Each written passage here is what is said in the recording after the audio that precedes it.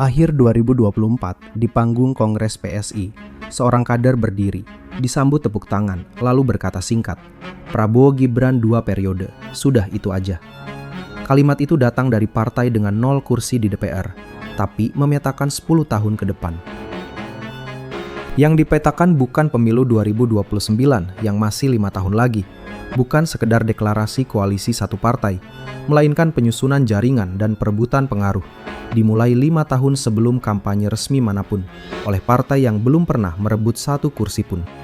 Kalau dugaan itu benar, Gibran Rakabuming Raka, putra sulung Presiden ke-7 Joko Widodo, bukan sekedar wakil presiden, tapi jaminan agar pengaruh satu keluarga bertahan lama setelah ayahnya lengser. Kenapa secepat ini? Siapa yang diuntungkan? Dan apa peran Gibran sesungguhnya? Benarkah demikian? Atau ini hanya rangkaian peristiwa yang dibaca terlalu jauh ke depan? 3 hal akan kita telusuri. Bagaimana ini bermula? Seberapa nyata polanya? Dan apa artinya bagi peta kekuasaan Indonesia? Mari kita dudukkan proporsinya. Kalau kita ingin membaca arah politik menjelang 2024, titik mulanya bukan sang tokoh muda itu sendiri. Titik mulanya adalah kota Surakarta, atau yang lebih dikenal sebagai Solo. Di sanalah Joko Widodo, populer disebut Jokowi, memenangkan Pilkada Wali Kota pada 2005. Perjalanannya cepat. Dari Wali Kota Solo, 7 tahun kemudian ia terpilih jadi Gubernur DKI Jakarta pada 2012. Lalu 2014, ia jadi Presiden ke-7 Republik Indonesia, meraih 53,15% bersama Jusuf Kalla. Satu tangga demi satu tangga naik. Awalnya ini tampak kisah mobilitas politik satu individu, kenaikan posisi seseorang dari satu tingkat kekuasaan ke tingkat lebih tinggi. Tapi ruang yang dibangun Jokowi mulai melampaui dirinya. Perhatian publik bergeser, bukan lagi soal seorang presiden. Sebab 3 nama muncul. Gibran menang Pilkada Solo 2020 dengan 86,53%. Menantunya, Muhammad Bobi Afif Nasution, menang Pilkada Medan tahun sama, 393.327 suara, atau sekitar 53,45%. Lalu Kaisang Pangarep memimpin Partai Solidaritas Indonesia atau PSI hanya 2 hari setelah resmi jadi anggota. Bergabung 23 September, ditetapkan ketum 25 September 2023. Disinilah cara pandang berubah dan satu istilah lama dalam kajian ilmu politik hidup kembali. Politik dinasti, pewarisan atau konsentrasi kekuasaan dalam lingkaran keluarga yang sama, lintas jabatan atau generasi. Perhatikan, istilah itu belum menuduh apapun. Ia baru sebuah pintu. Pertanyaannya menunggu di baliknya.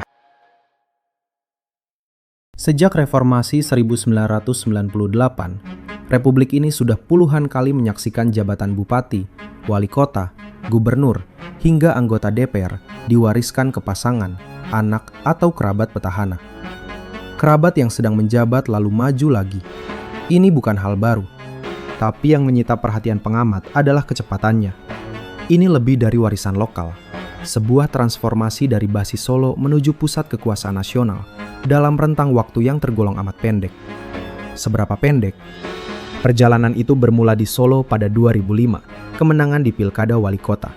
7 tahun berselang, 2012, kursi Gubernur DKI Jakarta. 2 tahun kemudian, Presiden. 3 anak tangga.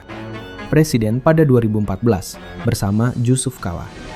Ini kerap disebut para ilmuwan politik sebagai salah satu mobilitas politik tercepat pasca reformasi, lompatan antar jenjang kekuasaan yang jarang terjadi. Meski jujur saja, klaim terbesar dalam sejarah itu masih ranah perdebatan akademik. Lalu lingkaran itu meluas. 2020, Gibran menang Pilkada Solo bersama Teguh Prakosa dengan angka yang telak. Di tahun yang sama, sang menantu pun melangkah ke panggung serupa bersama Aulia Rahman. 2 kota, 1 keluarga. Yang paling mengundang tanya, 2023.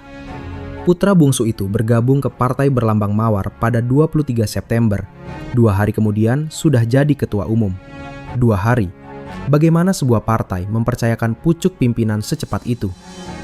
Pertanyaan itu belum selesai kita bayar. Lalu datang pemilu 2024. Dalam waktu relatif singkat, Gibran tak lagi sekedar wali kota Solo. Ia maju sebagai calon wakil presiden mendampingi Prabowo Subianto.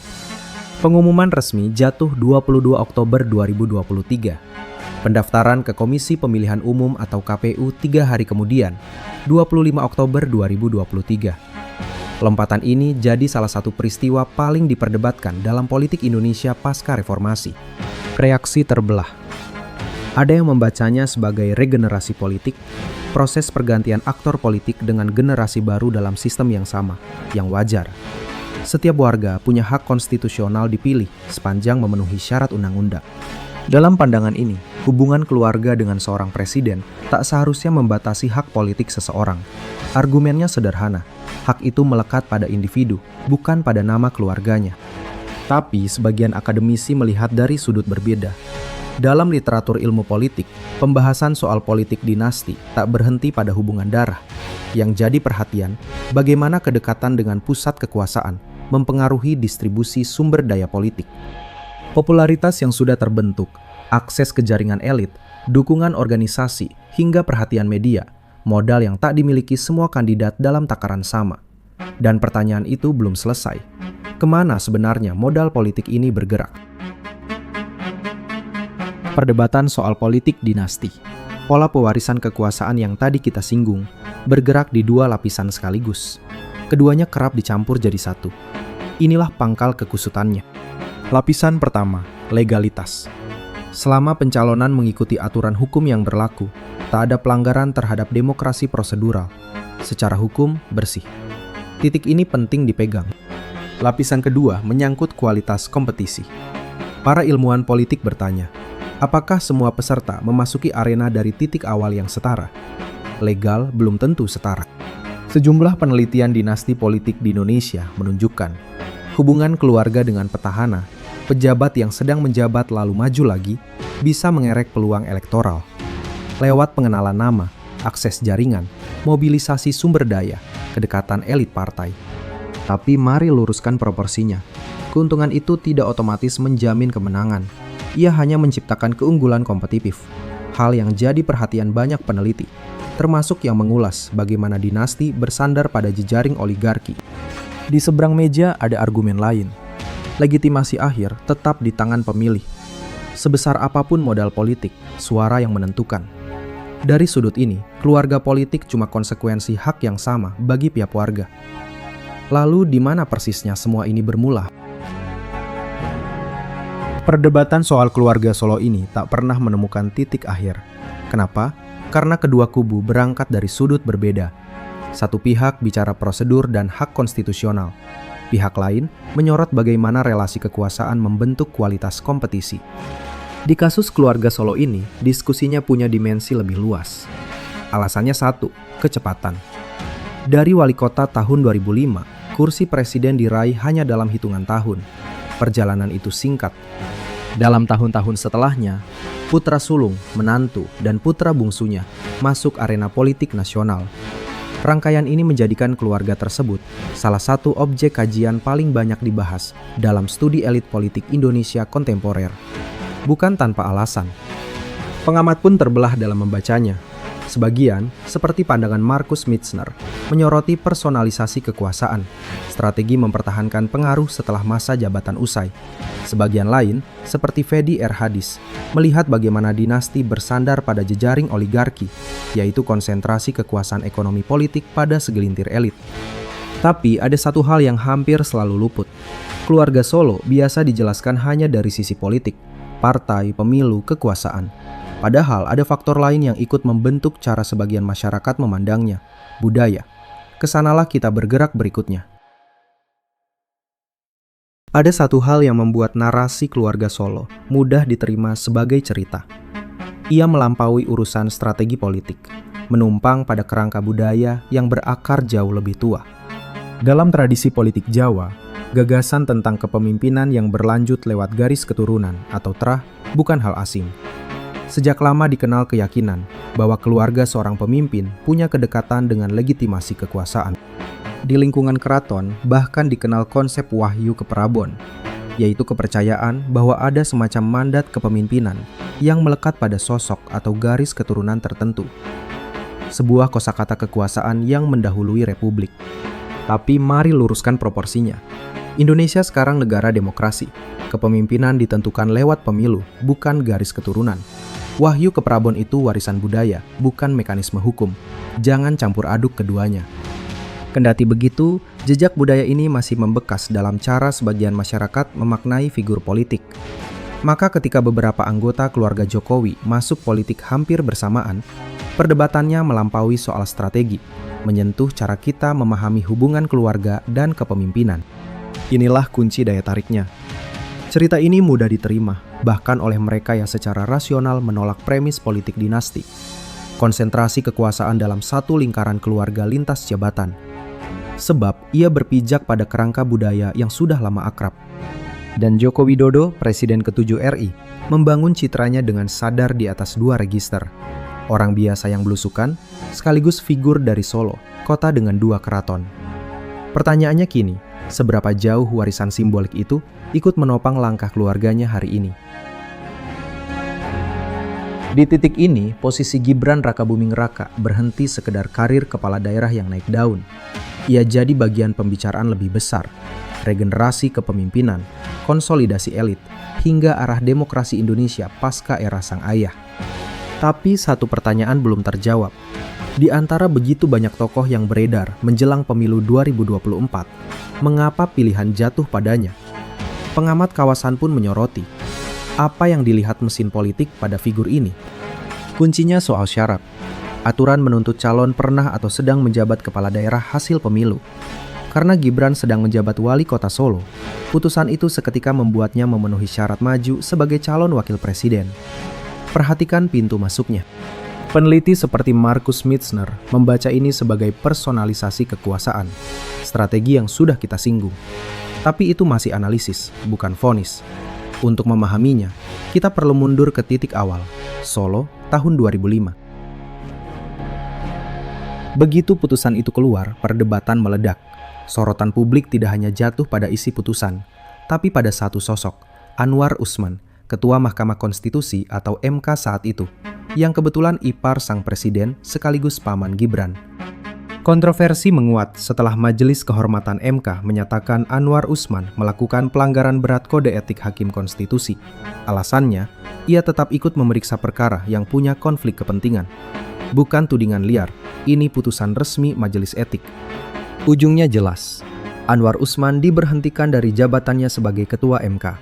Sanksinya nyata, resmi, sudah diketuk. Namun dari sini muncul satu keadaan yang banyak ahli hukum tata negara sebut sebagai paradoks. Perhatikan dua sisi ini. Di satu sisi, Majelis Etik menyatakan sang ketua melanggar berat karena memutus perkara yang menyentuh kepentingan keluarganya sendiri. Ia dicopot. Di sisi lain, putusan MK nomor 90 tahun 2023 tetap berlaku, tak pernah dibatalkan. Mengapa bisa begitu? Karena dalam sistem hukum Indonesia, putusan etik dan putusan konstitusi berada di dua ranah yang berbeda. Yang satu mengurus perilaku hakim, yang lain menyangkut kekuatan hukum keputusan yang ia hasilkan. Putusan etik bisa menjatuhkan sanksi kepada hakim yang dianggap melanggar, tapi ia tidak otomatis membatalkan putusan yang sudah dihasilkan. Akibatnya jernih, hakimnya kena sanksi, keputusannya tetap punya kekuatan hukum. Dua hal terpisah. Dan celah itulah yang membuka jalan. Sebab putusan yang bertahan bukan urusan teknis kecil. Ia menyangkut satu nama yang beberapa hari kemudian melangkah ke puncak kekuasaan. Kemana arahnya? Ikuti terus. Bagi banyak pengamat, di titik inilah persoalannya. Proses pengambilan keputusannya dinyatakan bermasalah, tetapi hasil akhirnya tetap menjadi dasar hukum yang berlaku. Perhatikan celah itu. Putusan itulah yang membuka jalan bagi Gibran Rakabuming Raka memenuhi syarat sebagai calon wakil presiden. Meski pelanggaran etik dalam proses pengambilannya telah diakui secara resmi, konsekuensi politiknya tetap berjalan. Sejak saat itu, petak politik menjelang pemilu 2024 ikut bergeser. Nama yang sebelumnya nyaris tak diperhitungkan di bursa wakil presiden, tiba-tiba menjadi figur utama. Perubahan itu cepat. Ketika Prabowo Subianto, capres 3 periode itu, mengumumkan Gibran sebagai pendampingnya pada 22 Oktober 2023, banyak pengamat melihat keputusan itu lahir dari pertemuan banyak faktor, bukan satu sebab tunggal. Ada pertimbangan elektoral untuk merangkul basis pemilih Jokowi. Ada dinamika hubungan antar elit yang berkembang pasca pemilu 2019. Ada tingginya kepuasan publik terhadap pemerintahan. 4 arus bertemu. Dan ada pula perubahan syarat pencalonan yang membuka jalan hukum bagi kontestasinya. Semua bertemu pada satu momentum, daftar ke KPU 25 Oktober 2023. Pasangan itu kelak memenangkan Pilpres 2024. Tapi kemenangan pemilu belum menjawab semuanya. Begitu pemerintahan terbentuk, pertanyaan baru muncul. Bagaimana relasi keduanya berkembang ketika keduanya sudah berada di dalam satu pemerintahan? Apakah pola presiden wakil pada umumnya, atau dinamika yang lain sama sekali? Perlu ditegaskan, banyak dari analisis ini masih dugaan, belum terbukti keras. Pertanyaan-pertanyaan itulah yang mulai tampak pada tahun pertama pemerintahan mereka. Sejak awal pemerintahan ini, perhatian publik tertuju pada satu hal yang tampak sepele, pembagian peran antara presiden dan wakilnya. Dan itu bisa dipahami, keduanya datang dari latar politik yang berbeda jauh. Prabowo membawa jam terbang panjang sebagai tokoh nasional, 3 kali maju sebagai calon presiden. Sementara sang wakil baru masuk panggung nasional dalam waktu relatif singkat sebelum menduduki kursinya. Kontras yang sulit diabaikan. Secara hukum posisinya sudah terang. Undang-Undang Dasar menempatkan wakil presiden sebagai pendamping presiden. Namun konstitusi tak merinci pembagian tugas sehari-hari. Itulah wilayah abu-abu. Artinya, besar kecilnya ruang gerak wakil presiden tidak ditentukan pasal. Ia bergantung pada gaya kepemimpinan presiden dan pembagian kerja yang dibangun di dalam pemerintahan, bukan aturan tertulis, melainkan praktik. Sejarah ketatanegaraan kita memperlihatkan pola yang selalu berbeda. Ada wakil presiden dengan ruang sangat luas dalam pengambilan kebijakan. Ada pula yang sekedar mengemban fungsi representatif, hadir, mewakili, minim keputusan. Maka sejak hari pertama, publik mengamati satu hal, pola hubungan seperti apa yang akan terbentuk. Sebab bila benar ada strategi menjaga pengaruh keluarga, seperti pola yang dibaca tadi, maka jawabannya bukan di teks konstitusi, melainkan di praktik sehari-hari yang baru mulai terlihat. Beberapa bulan pertama pemerintahan, dan satu pola sudah terbaca. Sang presiden memilih membangun citra pemimpin yang bertumpu pada stabilitas dan kesinambungan program. Pesannya konsisten, melanjutkan, bukan membongkar. Agenda prioritas terus dikomunikasikan sebagai wajah utama pemerintahan.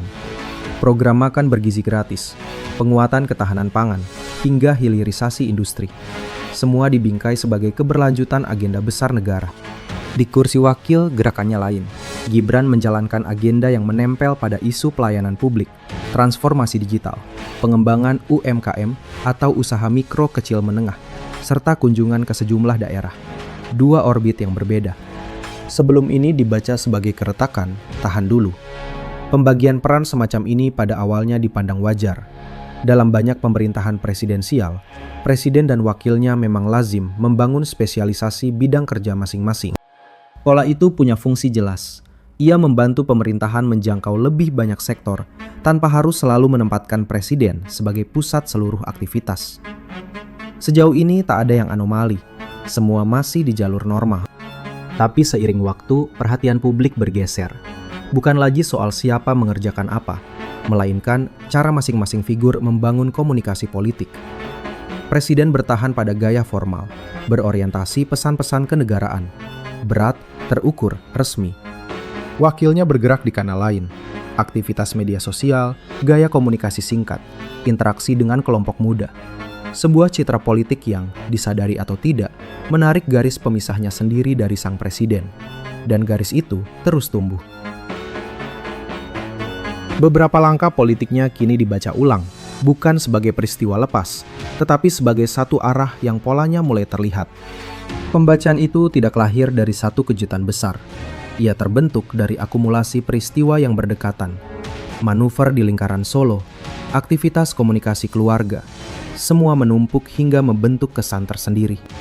Dari sini muncul pertanyaan yang belum banyak dibicarakan. Apakah ini sekedar proses adaptasi pemerintahan baru? Atau publik menyaksikan 2 arus politik berjalan berdampingan di dalam koalisi yang sama? Perlu digarisbawahi, ini baru pembacaan, bukan kesimpulan resmi. Tidak ada pihak yang mengumumkan perpecahan. Yang ada baru spekulasi soal hubungan politik keduanya di tahun-tahun berikutnya.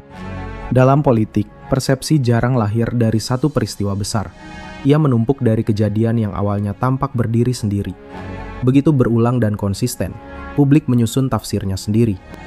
Pola itulah yang mulai terlihat setelah pemerintahan Prabowo Gibran berjalan. Dan satu peristiwa paling sering jadi sorotan, tetap aktifnya Jokowi di ruang politik meski tak lagi menjabat. Pertanyaannya pun menggantung. Seorang mantan presiden yang masih bergerak di panggung politik. Apakah itu tanda pengaruh yang menolak surut atau kebiasaan figur publik yang belum benar-benar pensiun? Di kediamannya di Solo, sang mantan presiden berulang kali menerima tamu, menteri, kepala daerah, pimpinan partai, hingga sejumlah pejabat negara datang bergantian. Satu hal harus ditegaskan lebih dulu. Ini aktivitas politik yang sepenuhnya sah. Tak ada aturan yang melarang mantan presiden berkomunikasi dengan para elit. Yang memantik tafsir bukan legalitasnya, tetapi frekuensi dan komposisi pertemuannya. Maka, Solo perlahan kembali menjadi titik perhatian media politik nasional. Setiap kedatangan tokoh nyaris selalu diiringi pertanyaan yang sama. Silaturahmi biasa atau bagian dari komunikasi politik berskala nasional? Belum ada jawaban resmi. Perhatian membesar karena jaringan politik yang terbentuk selama 1 dekade tidak lenyap bersama berakhirnya masa jabatan. Sejumlah tokoh dekat tetap duduk di kabinet. Sebagian lain masih memegang posisi penting di partai maupun pemerintahan daerah. Peta pendukungnya masih terbaca. Kepala daerah yang tumbuh di era pemerintahannya, relawan sejak Pilpres 2014, pelaku usaha, organisasi masyarakat, hingga elit partai koalisi. Inilah yang menimbulkan kesan pengaruh itu belum benar-benar surut. Sekali lagi, kesan, bukan pengakuan. Bagi pengamat kawasan, pola ini mengingatkan pada strategi pasca jabatan yang dibaca Mitzner tadi. Tapi apakah lalu lintas tamu di kota itu benar arah menuju 2029 atau sekedar riak yang dibesarkan media? Pertanyaan itu belum bertepi. Ada satu pertanyaan yang menggantung di sini. Kenapa pergantian jabatan tidak selalu menghapus pengaruh politik yang sudah dibangun? Ilmuwan politik Amerika Paul Pierson dalam bukunya Politics in Time punya jawabannya. Pierson menyebutnya path dependence atau ketergantungan jalur. Kondisi ketika pilihan yang telah diambil membentuk jalur perkembangan yang mempengaruhi pilihan-pilihan berikutnya. Sekali sebuah jalur terbentuk, ia menyeret langkah-langkah setelahnya. Logikanya sederhana, semakin lama sebuah institusi, kebijakan, atau jaringan politik berkembang, semakin besar kecenderungannya untuk bertahan, karena telah didukung oleh hubungan, sumber daya, dan kepentingan yang saling menguatkan. Jaringan itu mengunci dirinya sendiri. Perspektif itulah yang menjelaskan pola tadi. Jaringan di sekitar Jokowi punya satu ciri khas, sifatnya relatif fleksibel. Ia tak sepenuhnya bergantung pada satu partai politik. Sejak awal karirnya, dari kemenangan di Solo pada 2005, ia menjalin hubungan dengan beragam partai sesuai kebutuhan koalisi tiap periode. Hasilnya, jaringan yang membentang jauh melampaui struktur satu partai. Di saat yang sama, keluarga mulai memiliki titik pengaruh di arena berbeda. Gibran kini duduk di eksekutif nasional sebagai wakil presiden. Muhammad Bobi Afif Nasution membangun pengaruh lewat pemerintahan daerah, lalu memperluas posisinya ke tingkat provinsi. Dan lapisan ketiga, Kaesang Pangarep memimpin PSI. Partai ini memang belum jadi kekuatan besar di parlemen, itu perlu ditegaskan. Tapi ia cukup aktif membangun opini politik, terutama di kalangan pemilih muda. 3 arena, 3 titik. Eksekutif nasional, pemerintahan daerah, dan sebuah partai. Bila kita tarik logika path dependence tadi ke peta ini, satu pertanyaan tak terhindarkan. Apa yang terjadi ketika jaringan seluas ini bertemu momentum menuju 2029? Simpul-simpul kekuasaan itu tidak bekerja sebagai satu organisasi terpusat. Masing-masing punya kepentingan, ruang gerak, dan fungsi politik yang berbeda. Ini bukan komando tunggal. Ini jejaring yang longgar, tapi saling menopang. Dari sudut strategi politik, keuntungannya jelas. Pengaruh menyebar ke banyak arena sekaligus. Ketika satu jalur terhambat, masih ada jalur lain. Jaringan tetap hidup, seperti sistem yang punya banyak cadangan. Tapi yang luput dari sorotan berada di luar struktur formal, jaringan relawan. Sejak pemilihan presiden 2014, relawan menjadi ciri khas politiknya. Bukan mesin partai, ini mesin komunitas. Berbeda dengan struktur partai, relawan bergerak lewat komunitas, organisasi lokal, kelompok profesi, hingga media sosial. Usai pemilu, sebagian berhenti aktif, tapi sebagian lain tetap memelihara hubungan, menjadi modal sosial yang bisa diaktifkan kembali. Ilmuwan politik Sidney Tero dalam bukunya Power in Movement menjelaskan, gerakan politik tak hanya bertumpu pada momentum protes, tapi pada jaringan sosial dan struktur mobilisasi yang membuat para aktor tetap terhubung setelah gelombang mereda. Perspektif inilah yang menjelaskan satu hal penting. Jaringan politik yang terbentuk di satu pemilu tidak serta-merta hilang ketika pemilu berakhir. Ia mengendap, ia menunggu. Hubungan antara elit, relawan, organisasi, dan kelompok pendukung tetap terpelihara, lalu bergerak lagi saat momentum berikutnya muncul. Rangkaian yang tampak terpisah tadi pun mulai memperlihatkan arah yang sama. Lalu bagaimana melihat jaringan semacam ini bekerja dalam praktik? Salah satu kerangka menarik datang dari dokumenter Dirty Vote yang dirilis rumah produksi Watchdog pada Oktober 2025. Bukan editorial biasa. 4 narasumbernya, pakar hukum tata negara Ferry Amsari, Zainal Arifin Muchtar, Bivitri Susanti, dan ekonom Bima Yudhistira mengajukan satu gagasan. Konsolidasi kekuasaan kerap berjalan lewat 3 unsur yang saling berkait. Otot, otak, ongkos. Perlu ditegaskan, ini kerangka analisis para narasumber, bukan putusan pengadilan. Otot mereka maknai sebagai penggunaan instrumen kekuasaan negara. Sorotannya jatuh pada meluasnya keterlibatan Tentara Nasional Indonesia atau TNI. Keterlibatan itu menurut mereka menjangkau program di luar fungsi pertahanan, dari ketahanan pangan hingga korporasi desa. Argumennya, institusi negara bisa ikut memengaruhi dinamika politik, meski tak selalu hadir dalam bentuk elektoral. Perhatikan bahasanya, bisa bukan pasti. Lalu otak, instrumen hukum dan kelembagaan. Contoh yang paling sering dibahas, putusan MK soal syarat usia pencalonan yang mengubah pintu masuk menuju kursi wakil presiden. Di titik ini, hukum lebih dari sekedar aturan. Dalam kerangka itu, hukum jadi faktor yang bisa mengubah arah persaingan politik. Bagi pasar dan pengamat kawasan, dari Singapura sampai Kuala Lumpur, pertanyaannya sederhana, seberapa pasti aturan main berlaku setara? Unsur ketiga, ongkos, menunggu di depan. Lapis ketiga dari kerangka itu bernama ongkos, merujuk pada sumber daya yang menopang kekuasaan. Dokumenter berdurasi 4 jam itu menyoroti bagaimana anggaran negara dan program pemerintah bisa menghasilkan keuntungan politik. Keuntungan itu, menurut pembacaan Watchdog, mengalir ke kelompok yang punya kedekatan dengan pusat kekuasaan. Tapi berhenti sebentar, ini masih asumsi, belum vonis. Kebijakannya sendiri tetap memikul tujuan administratif dan pembangunan. Perlu ditegaskan, kerangka otot, otak, ongkos ini adalah interpretasi yang ditawarkan Watchdog, bukan satu-satunya cara membaca politik Indonesia. Ini lensa, bukan kitab suci. Namun lensa itu menjelaskan sesuatu. Kenapa peristiwa yang tampak terpisah sering dilihat sebagai satu pola? Setiap manuver di sekitar keluarga Solo, publik bertanya hal serupa. Siapa aktornya? Instrumen hukum apa? Bagaimana sumber daya negara ikut membentuknya? Semua elemen tadi bertemu di satu titik. Hubungan dengan elit, pengalaman mengelola koalisi, jaringan kepala daerah, relawan, keberadaan keluarga di berbagai posisi, ditambah 3 jalur itu. Fondasinya relatif kuat. Fondasi bagi keberlangsungan pengaruh politik keluarga Jokowi setelah pergantian pemerintahan. Dan taruhannya kini beralih ke tanganmu, sebab yang sedang dibaca melampaui nasib satu keluarga. Aturan main yang menentukan siapa berhak berkuasa esok. Punya fondasi politik tidak sama dengan memastikan kemenangan berikutnya. Politik selalu bergerak, koalisi bisa bergeser, kepentingan partai berubah, tokoh baru bermunculan. Pertanyaannya kini bukan lagi seberapa kuat jaringan itu, melainkan apakah jaringan itu mampu beradaptasi menjelang 2029. Sampai titik ini, kita masih melihat 2 jalur politik berjalan berdampingan. Selama tahun pertama, hubungan keduanya masih terbaca sebagai penyesuaian dalam koalisi besar. Namun memasuki tahun kedua, muncul sejumlah perkembangan yang menggeser pembacaan itu. Yang pertama menyangkut posisinya di dalam pemerintahan. Ingat, ini laporan media, bukan pengumuman resmi istana. Sejumlah laporan menyebut ruang geraknya tidak berkembang sejauh yang diperkirakan. Ia disebut tidak memperoleh mandat khusus untuk memimpin program-program prioritas tertentu. Status ini masih sebatas laporan media, belum dikonfirmasi secara resmi. Berbagai agenda yang melibatkan dirinya tetap berada dalam koordinasi ketat lewat mekanisme birokrasi istana.